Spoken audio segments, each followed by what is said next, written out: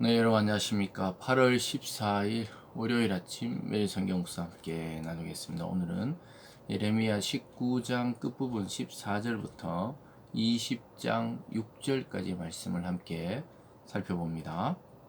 예레미야가 여호와께서 자기를 보내사 예언하게 하신 도벳에서 돌아와 여호와의 집 뜰에 서서 모든 백성에게 말하되, 만군의 여호와 이스라엘 하나님께서 이와 같이 말씀하시되, 보라, 내가 이 성읍에 대하여 선언한 모든 재앙을 이 성읍과 그 모든 촌락에 내리니 이는 그들의 목을 곧게 하여 내 말을 듣지 아니함이라 하시니라.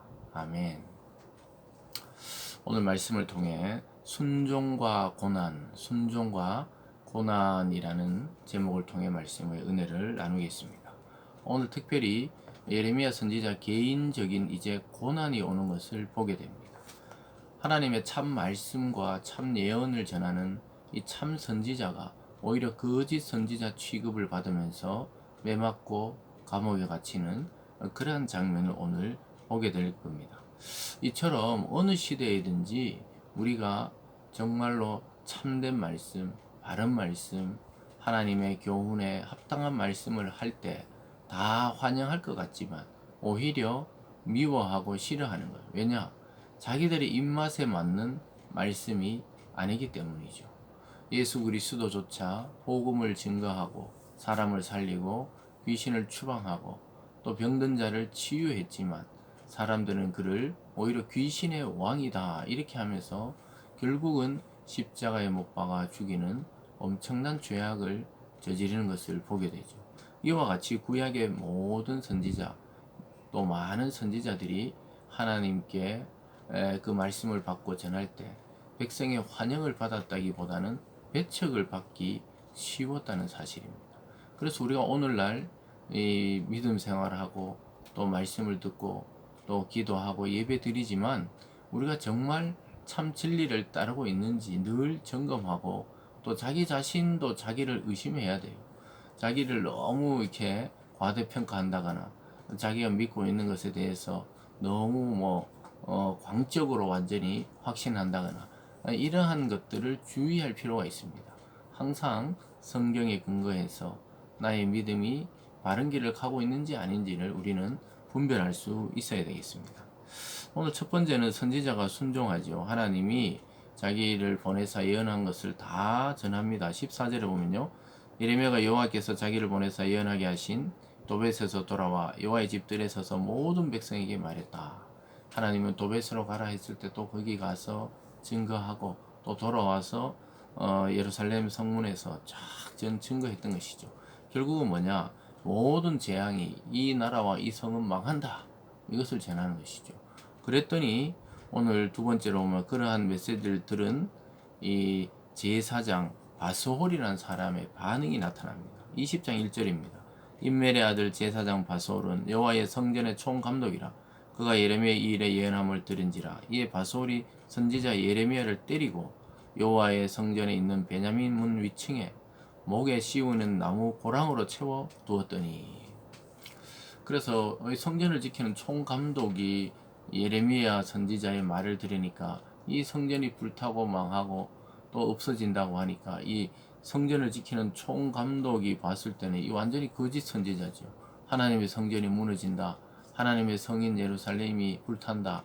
이런 이야기를 계속하니까 이 혹세무민하는 거짓 선지자로 취급하면서 매를 대고 또 목에 나무로 예전에 우리나라도 이렇게 형틀에 꼭 목에 감듯이 그렇게 씌워서 고랑으로 채워뒀죠. 그럼 매맞고 감금당하는 것을 보게 됩니다. 그러니까 이 성전의 질서를 관장하는 총감독으로서는 어쩌면 당연한 행동이라고 자기는 생각했을 것입니다. 그래서 이 하나님의 임재가 있는 이 성전을 파괴한다고 그럴 수는 없다고 생각한 거죠. 여러분 참 오늘날 우리 저 자신도 목회자지만은 목회자나 또 어떠한 교회나 어떤 기독교 조직에 대해서 우리가 비난하고 또 잘못됐다고 과감하게 말했을 때 그것을 얼마나 받아들일 수 있을까 이런 생각을 해보게 돼요. 오늘 예레미야가 그 이야기를 했을 때 그 결과는 매맞고 감금되는 것으로 1차적으로는 결론이 내려지는 것을 보게 되죠. 그와 같이 우리가 쓴소리를 들을 수 있느냐 없느냐 굉장히 중요한 겁니다.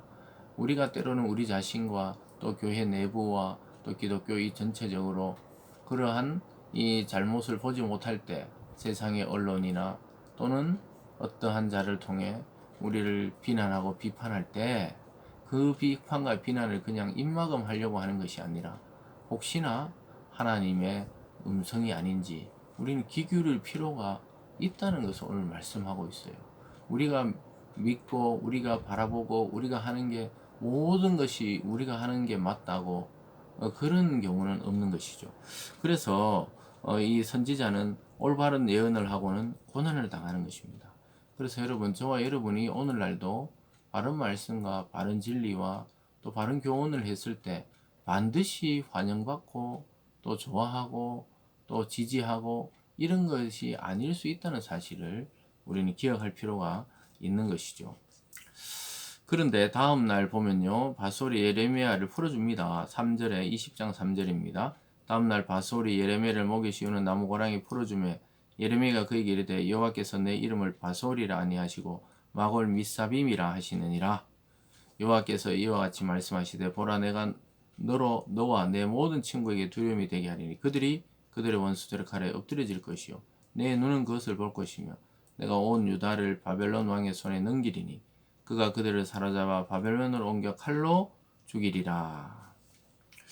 선지자의 말씀을 거부하고 또 그를 결박했던 바솔에게 이름을 바꿔줍니다. 바솔은 이름은 사방의 두려움 이런 뜻인데 마골 미사빔이란 이름은 공포에 에워싸인 상태, 생존을 위협받는 절망적인 그러한 상태를 말합니다. 그러니까 공포의 두려움에 둘러싸인 것보다 더 위험한 이제 절체절명의 그런 순간이 다가온다는 것이죠. 그리고 그들의 친구들이라고 생각했던 사람들, 모든 사람들은 결국 칼에 엎드려서 죽게 되고 왕도 죽게 되는데 네가 그것을 보게 되고 너는 포로로 끌려갈 것이라고 이야기하고 있습니다. 6절에 보면요, 바소라 너와 내 집에 사는 모든 사람이 포로되어 옮겨지리니 내가 바벨론에 이르러 거기서 죽어 거기 묻힐 것이라. 너와 너의 거짓 예언을 들은 내 모든 친구도 그와 같으리라 하셨느니라. 사랑하는 여러분, 축복과 번영과 또 이 땅의 모든 것을 차지하라 이런 메시지를 전하는 자들도 있죠. 그 전부 거짓 예언에 속하는 것입니다.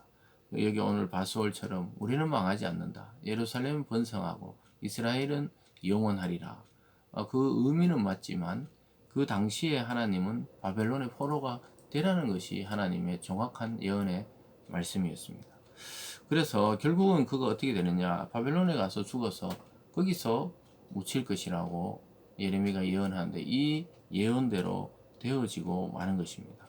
결국은 그들이 하나님보다 더 사랑했던 자기들의 소유와 왕궁과 또 그 도시는 탈취당하고 불타고 바벨론으로 옮겨지는 것입니다. 그래서 우리가 신앙의 이름으로 행하는 수많은 일이 하나님 나라의 뜻과 원칙을 지향하지 않는다면 우리에게 그 최종 결과는 바로 오늘 이 바솔과 같은 결과가 될 것입니다. 그래서 우리는 힘들고 어려웠고 때로는 이해할 수 없을 것만 같아도 하나님의 바른 진리와 바른 복음과 또 바른 예언의 말씀을 따라 움직여야 하는 것이죠.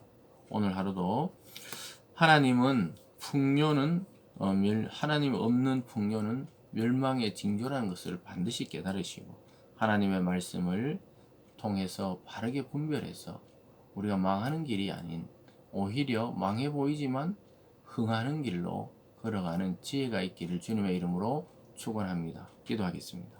사랑의 하나님 아버지, 참과 거짓이 뒤섞여 있는 이 시대 가운데 참 길을 걷게 도와주시고 하나님 예레미야처럼 고난이 있어도 하나님의 바른 말씀을 쫓아가는 우리들 되게 하여 주시옵소서.